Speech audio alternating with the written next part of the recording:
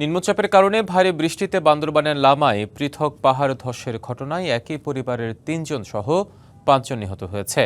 এছাড়া কক্সবাজারের চকরিয়ায় মারা গেছে ২ শিশু।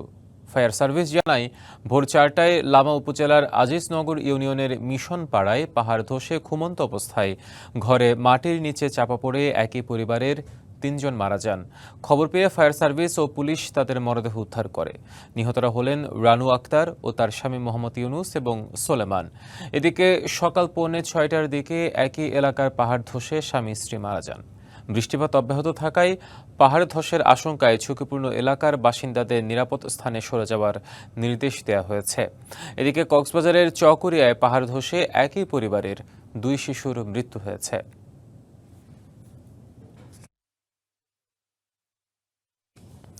দর্শক, বান্দরবানের সবশেষ পরিস্থিতি জানাতে আমাদের সহকর্মী সৈকত দাস যুক্ত হচ্ছেন। টানা ৫ দিনের ভারী বর্ষণে বান্দরবানের ৩টি নদী সাঙ্গু, মাতামুহুরী এবং বাকখালী নদী বিভীষণের উপর দিয়ে প্রবাহিত হচ্ছে এবং নতুন নতুন এলাকা প্লাবিত হচ্ছে। এদিকে সেই সাথে বেড়েছে পাহাড় ধসের আশঙ্কা।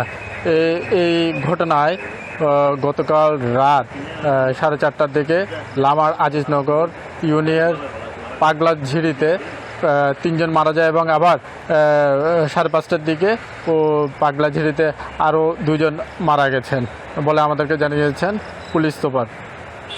বাংলা কিউআর যেখানে নগদ পেমেন্ট সেখানে। সারা দেশে 10 লাখেরও বেশি মার্চেন্টে নগদে পেমেন্ট করুন খুব সহজে। এদিকে প্রশাসন থেকে 220টি আশ্রয়কেন্দ্র খুলেছে।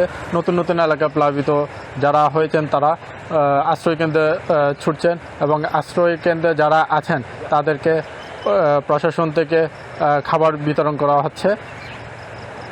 এদিকে আরেকটা বিষয় জানিয়ে রাখি, বান্দরবানের জেলার সাথে উপজেলাগুলোর যে যোগাযোগ ব্যবস্থা ছিল সেটা একেবারে বিচ্ছিন্ন হয়ে গেছে। এই ছিল আমার কাছে সর্বশেষ।